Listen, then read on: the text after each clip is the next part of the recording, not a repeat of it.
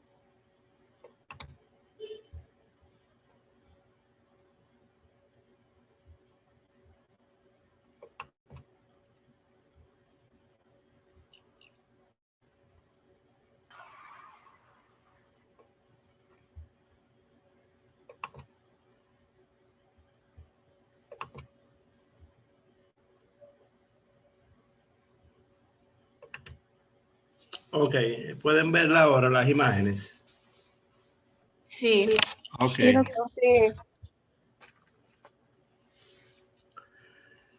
Entonces, jóvenes, quedamos en que la hepatitis por virus B es producida por un DNA virus. Las anteriores son todas producidas por RNA virus, pero el virus B es un DNA virus que se va a replicar a nivel del núcleo del hepatocito, mientras que los RNA virus generalmente se replican a nivel del citoplasma.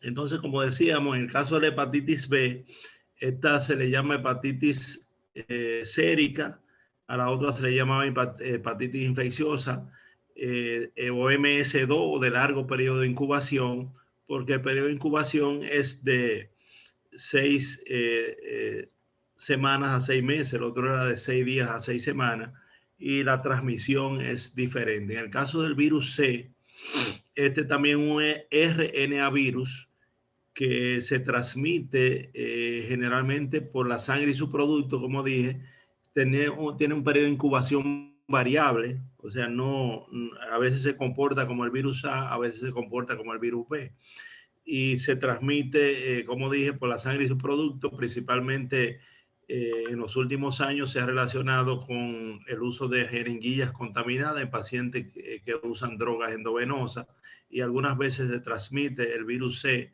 por relaciones sexuales. El virus D, el virus Delta, es un parásito obligado del virus B y generalmente necesita la presencia del antígeno de superficie del virus B para replicar su genoma. O sea, se necesita una superinfección, una coinfección con el virus B para poder manifestarse el virus Delta. Y el virus E, no tiene tanta importancia porque no es tan frecuente y se ve muy, en algunos casos, en relación con mujeres embarazadas. Pero lo más importante, como le dije, son los 4 primeros, el A, el B, el C y el D. Esos son los que vamos a tratar durante el transcurso de las clases.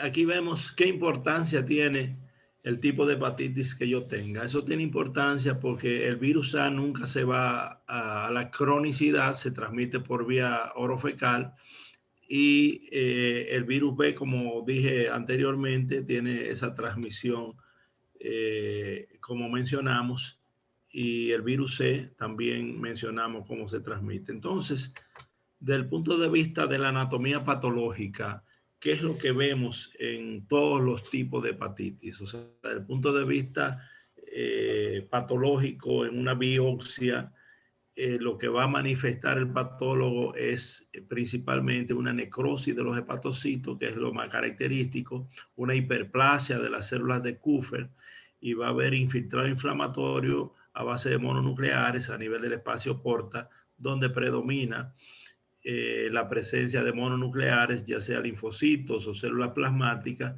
y va a haber cierto grado de colestasis. O sea, lo que va a haber es necrosis de los hepatocitos, va a haber hiperplasia de las células de Kupffer, infiltrado inflamatorio y colestasis. Eso es lo que caracteriza desde el punto de vista anatomopatológico, desde el punto de vista de la biopsia, una hepatitis aguda. Entonces, desde el punto de vista del microscopio electrónico, entonces, ¿qué nosotros podemos ver en el suero de estos pacientes con una hepatitis viral?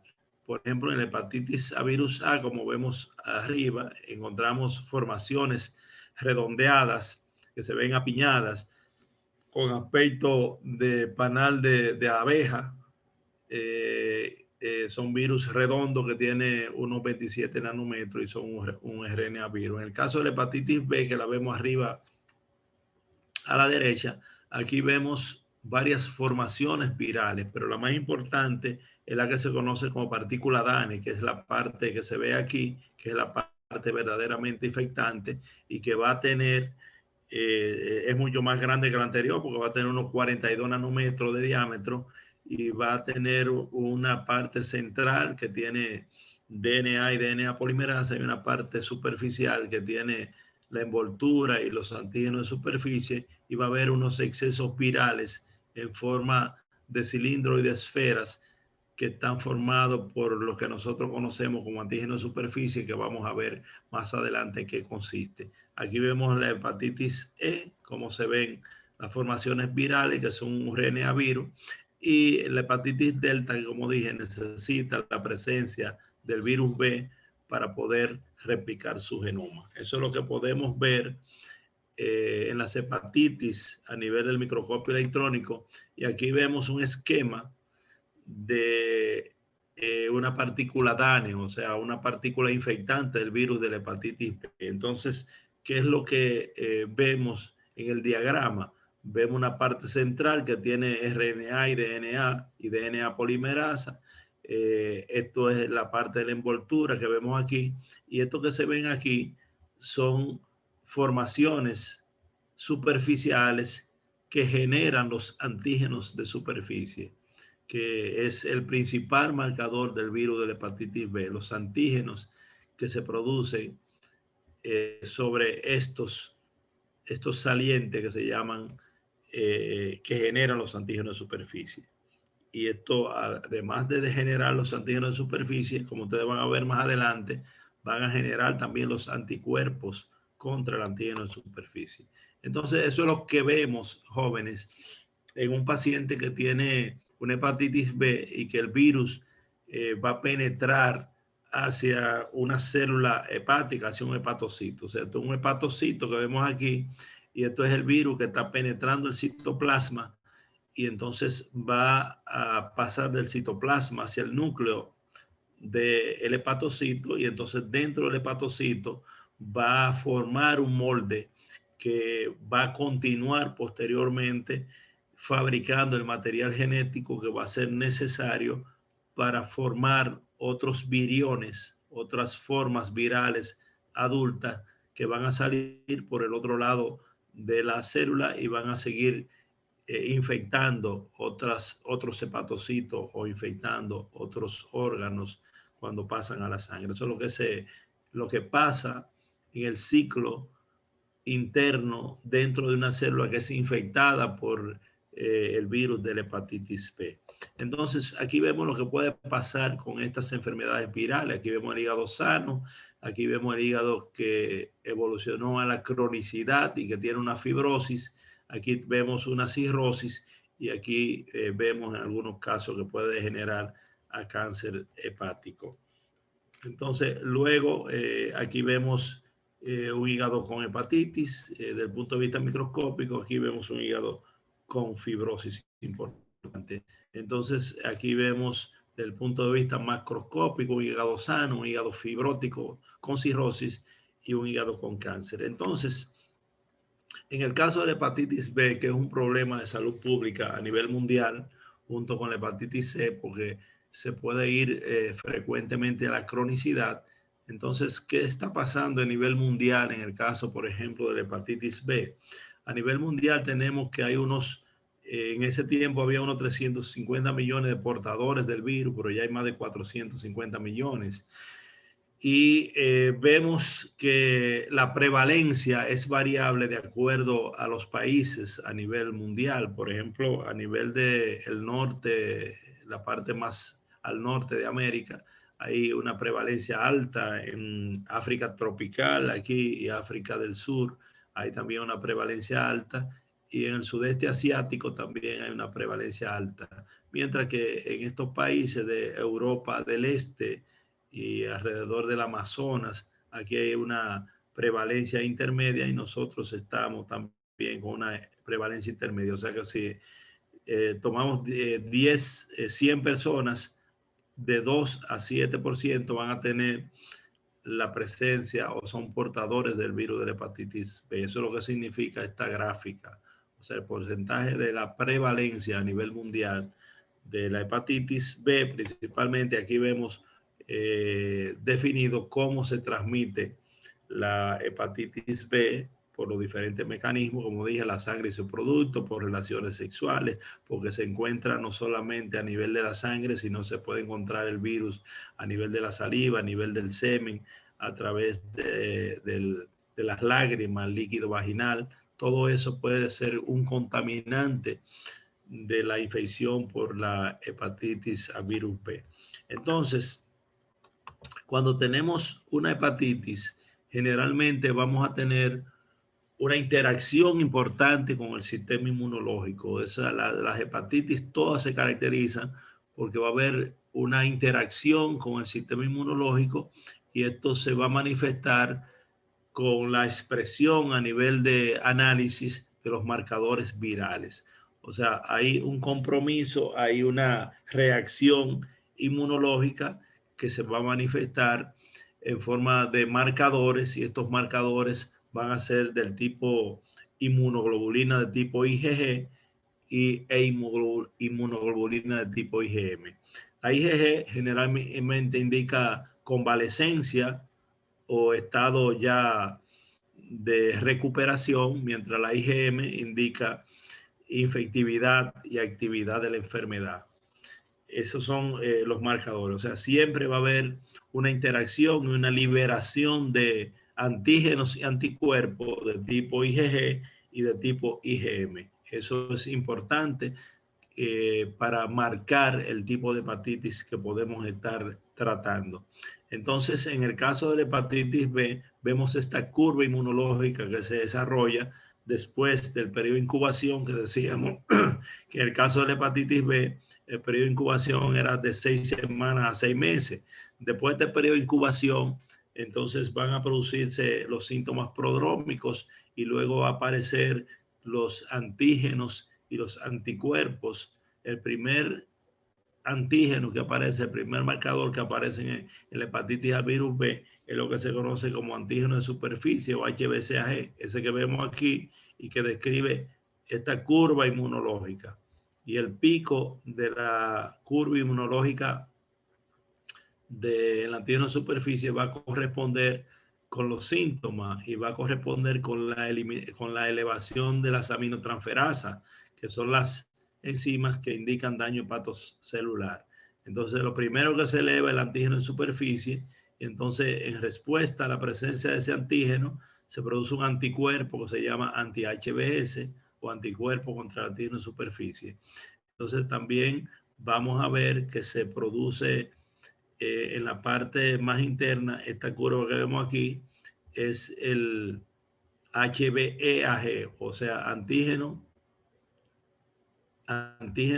de la envoltura, HBeAg, y el anticuerpo contra el antígeno E es el anti-HBe. Vamos a ver eso luego con más detalle.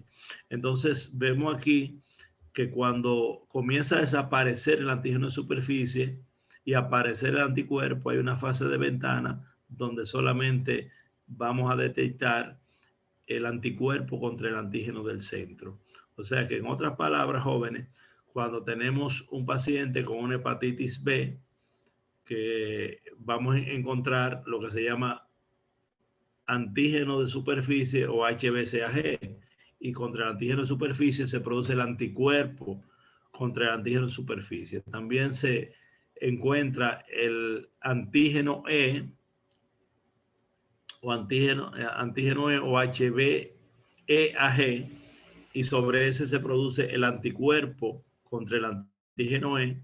Entonces también hay el antígeno del centro y el anticuerpo contra el antígeno del centro. O sea que esos son 6 marcadores que se manifiestan en los pacientes que tienen hepatitis B y que en un momento determinado va a predominar uno sobre el otro. Pero lo más importante que ustedes recuerdan es que lo primero que se eleva es el antígeno de superficie y que luego se produce el anticuerpo contra el antígeno de superficie en un momento de la curva, y que hay una fase durante el proceso donde no aparece ni el antígeno ni el anticuerpo, entonces contra el antígeno de superficie, entonces se encuentra el anticuerpo contra el antígeno del centro.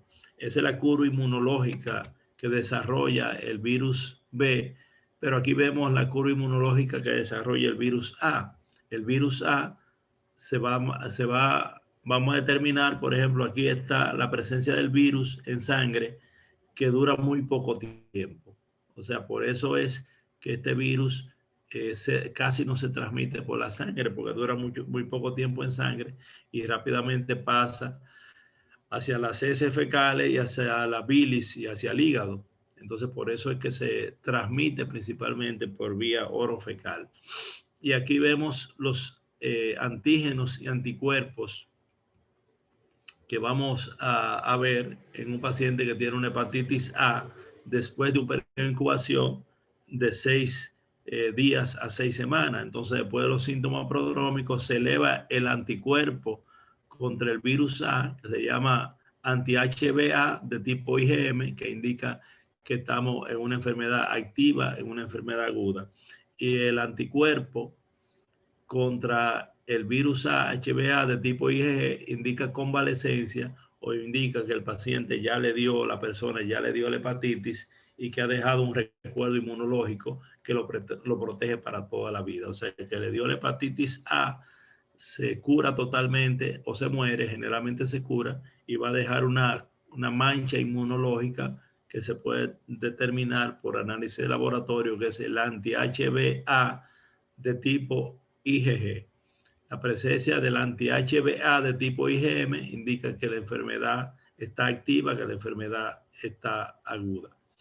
Entonces, como le dije anteriormente, ¿qué importancia tiene el tipo de hepatitis que yo tenga? Que el tipo A nunca se va a la cronicidad.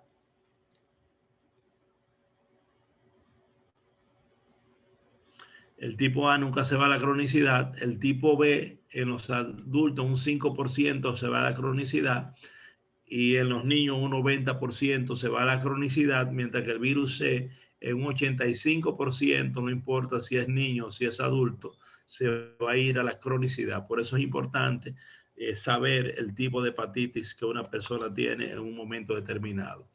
Entonces, jóvenes, ¿qué otra cosa ustedes tienen que saber, además de lo que le he mencionado sobre la hepatitis aguda? Es sobre la sintomatología. La mayoría de pacientes que tienen hepatitis aguda, independientemente de cuál sea el tipo, si es una hepatitis A, una hepatitis B, una hepatitis C o una combinación de una hepatitis B y una hepatitis delta, independientemente del tipo de hepatitis, la mayoría van a ser asintomáticos, la mayoría no asintomáticos, sino que van a pasar desapercibidas porque son hepatitis anictéricas. La mayoría, más de un 95%, son hepatitis anictéricas y pasan como si fuera una gripe, como si fuera una virosis común y corriente, como si fuera un malestar en general que pasó desapercibido porque se confunde con cualquier otro virus. Pero hay un pequeño por ciento donde se puede manifestar clínicamente con la descripción clásica que ustedes han visto en los libros y en las revistas de la hepatitis, donde después de ese periodo de incubación se van a producir unos pródromos donde aparece fiebre alta, cefaleas, donde hay anorexia, náusea y vómito, donde hay astenia marcada, fiebre ligera, síntomas digestivos, etcétera. Y después estos síntomas constitucionales comienzan a disminuir, aparece la ictericia y aparece la coluria. O sea, después de esos síntomas generales así importantes, esos dolores, esos malestares, en la descripción clásica, luego desaparecen los síntomas constitucionales y se presenta la ictericia, que es el color amarillento de piel y esclera, y la coluria, que es el aumento de la alteración de la coloración en la orina, y acolia, que es disminución del color de las heces. O sea que esos son los síntomas clásicos, clave que se describen, pero la mayoría pasan desapercibidos porque no se registra ni se hacen los análisis adecuados, porque la mayoría son hepatitis anictéricas. Estas personas que tienen la hepatitis, entonces desde el punto de vista clínico van a tener estas alteraciones. Cuando además de la ictericia nosotros vamos a encontrar una hepatomegalia generalmente dolorosa y signos de fiebre y de malestar general que pueden evidenciarse en el examen físico. En los análisis de laboratorio nosotros vamos a encontrar una elevación de la bilirrubina mixta, o sea, tanto la directa como la indirecta, porque decíamos que se alteran los 4 mecanismos, y vamos a encontrar en el hemograma, por ejemplo, una leucopenia con una linfocitosis atípicas que es frecuente. Vamos a encontrar elevación de las aminotransferasas, que es la prueba clave para el diagnóstico, la elevación de ALT y AST, que cuando está por encima de 10 del límite superior normal indica que hay daño hepatocelular, hay aumento de la bilirrubina, tanto directa como indirecta, hay aumento de la fosfatasa alcalina, puede haber hipoglicemia, puede haber elevación, prolongación del tiempo de protrombina, hipoalbuminemia, y recordar que cuando aparece la elevación de bilirrubina por encima de 20 indica mal pronóstico. Cuando hay prolongación del tiempo de protrombina y cuando hay hipoglicemia indica mal pronóstico. Y cuando el paciente entre los síntomas presenta pesadillas también, son signos de mal pronóstico que indican que el paciente se puede ir a lo que se conoce como una hepatitis fulminante, que va a tener una alta mortalidad. Entonces, en estos pacientes es necesario hacer los marcadores para saber, sabemos que tiene una hepatitis por el cuadro clínico, por las alteraciones del laboratorio, pero queremos saber cuál tipo de hepatitis es en cuestión. Entonces, en el caso de la hepatitis B podemos hacer los marcadores. Estos marcadores, como dije, es el antígeno de superficie o HBsAg, que genera el anticuerpo contra el antígeno de superficie, el antígeno E del virus de la hepatitis B, que genera el anticuerpo contra el antígeno E, el antígeno del centro, que no se determina en sangre, pero sí el anticuerpo contra el antígeno del centro, que se llama anti-HBeAg.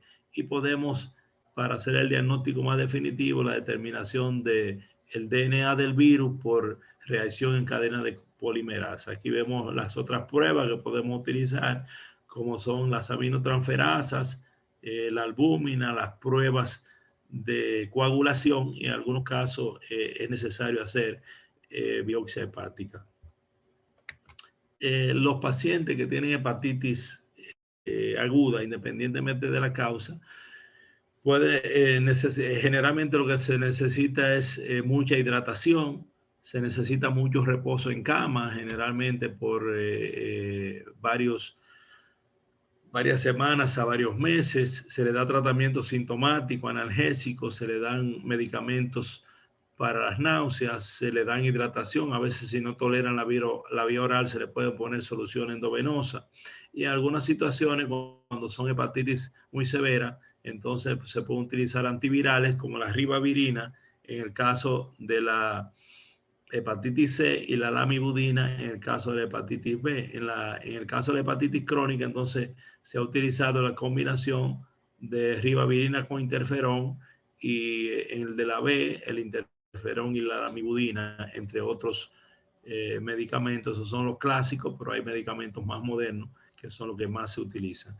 Hay que recordar que existen vacunas que están disponibles tanto para la hepatitis B como la hepatitis A. No hay vacuna para la hepatitis C, pero sí hay tratamientos que son sumamente efectivos y que pueden tener una curación en más de un 95% con antivirales que se ingieren por vía oral. Recordar que estos pacientes que tienen hepatitis deben manejarse cuidadosamente y debe hacerse la inmunización de los contactos cercanos, ya sea una inmunización activa con vacunas o pasiva con inmunoglobulinas. Esa es la prevención que podemos hacer en los pacientes que tienen una hepatitis y los contactos cercanos con los pacientes que manejan, que tratan al paciente con una hepatitis.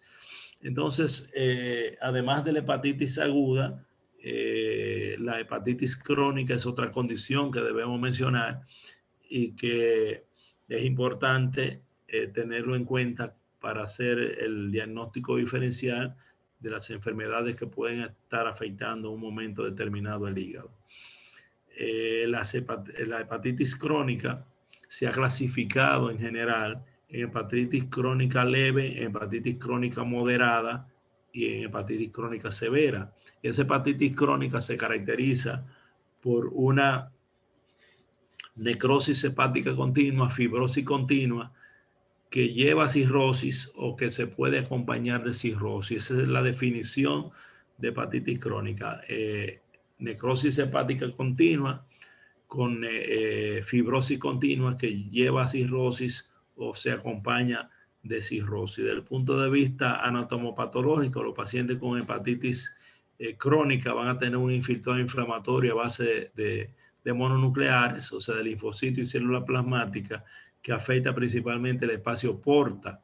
Y del espacio porta, esas células inflamatorias van a comenzar a producir daños de la membrana limitante y afectar los hepatocitos que están alrededor del espacio porta. O sea, comienza desde afuera hacia adentro a producir el daño hepatocelular. Además, vamos a encontrar regeneración celular en roseta y, como dije, hay puentes de necrosis y puentes de fibrosis que se extienden desde la vena central del lobulillo hasta el espacio porta o de un espacio porta a otro espacio porta. Las causas de hepatitis crónica son múltiples. Ya hablamos de que las principales causas son la hepatitis A virus B, la hepatitis A virus C, pero también hay múltiples medicamentos que pueden producir hepatitis crónica. Entre esos medicamentos tenemos la alfametildopa, la oxifenisantina, los AINES, la nitrofurantoína. O sea, hay muchos medicamentos que se han relacionado con hepatitis crónica y hay otras causas de hepatitis crónica que no tienen que ver con medicamentos y que tampoco tienen relación ni con hepatitis B ni C y se le llama hepatitis autoinmune. Se le llama hepatitis autoinmune porque son pacientes que tienen de base una enfermedad inmunológica y que se le afecta importantemente también el hígado. Estas personas que tienen hepatitis autoinmune son más frecuentemente mujeres, van a tener derrame pleural, derrame pericárdico, se va a relacionar con colangitis esclerosante, se va a relacionar con enfermedad inflamatoria intestinal, como por ejemplo la colitis ulcerativa, se relaciona con hepatitis crónica de tipo autoinmune. Esta hepatitis crónica, en general, en un 25% va a ser un paciente que tiene una hepatitis aguda y que los síntomas no regresaron después de 6 meses. O sea, la persona desarrolló una hepatitis aguda y más de 6 meses después sigue teniendo alteraciones desde el punto de vista de la sintomatología y alteraciones desde el punto de vista biológico y desde el punto de vista de alteraciones de los análisis de laboratorio. Pero en un 75% va a ser personas que tienen síntomas inespecíficos, donde predomina, como dice ahí, la fatiga, los dolores articulares, la pérdida de la memoria, la ictericia recurrente o persistente y la febrícula. Esos son síntomas también que son sugestivos, aparte, como dije, de que si es una hepatitis de tipo autoinmune, entonces tiene manifestaciones a otros órganos y va a tener relación con otras enfermedades autoinmunes. Entonces, en cuanto al laboratorio de la persona con una hepatitis crónica, va a ser muy similar a las alteraciones de laboratorio. O sea, puede ser la prueba hepática, las aminotransferasas pueden estar normales, pero pueden estar elevadas, parecido a una hepatitis aguda. Pero lo que más llama la atención, también elevación de la bilirrubina, en muchos casos, elevación de la fosfatasa alcalina, pero lo que llama la atención, más llama la atención la disglobulia. La disglobulia es que esta persona van a tener un aumento importante de la gamma globulina con una albúmina que se mantiene normal o ligeramente baja. Eso es lo que más llama la atención en los análisis de laboratorio, la disglobulia, aparte de que vamos a tener los marcadores virales alterados y frecuentemente la mayoría de estos pacientes tienen un compromiso inmunológico importante y por tanto van a tener marcadores de inmunidad presente como factor reumatoide positivo, anticuerpo antimúsculo liso, principalmente en los pacientes que tienen hepatitis autoinmune. Van a tener también DNA positivo, el ANA positivo y los antígenos y anticuerpos relacionados con los virus que mencionamos. Si tiene uno de estos tipos de virus de base, entonces esos marcadores también van a estar positivos. Frecuentemente, además de los síntomas mencionados, pueden tener alteraciones a nivel renales como la glomerulonefritis y el diagnóstico definitivo se va a establecer por una biopsia hepática donde, aparte de la presencia de los marcadores, nos va a establecer cuál es el diagnóstico de hepatitis y cuál es la causa de esta hepatitis. Y recordar que los pacientes con hepatitis crónica en el primer año hasta un 70% pueden evolucionar a la cirrosis, en un 15 a un 30% y un pequeño porcentaje que puede evolucionar al cáncer del hígado. Entonces son condiciones que hay que sospecharla, hay que diagnosticarla y hay que dar un tratamiento adecuado porque la probabilidad de que estos pacientes evolucionen a una fase irreversible son muy altas si no se le da tratamiento a tiempo. Aquí vemos la prueba de laboratorio que podemos hacer RIVA, podemos hacer ELISA, y en el caso de la hepatitis C, la prueba definitiva para el diagnóstico es la carga viral del virus C por PCR. Con eso se determina, o sea, se puede hacer anticuerpo, el anti-HBC, pero el diagnóstico definitivo se hace con la determinación de la carga viral del virus C por DNA polimerasa. En el caso de la hepatitis B, se hacen los marcadores que hemos mencionado y entonces ya después que tenemos el diagnóstico, el tratamiento de esta hepatitis va a depender de la causa.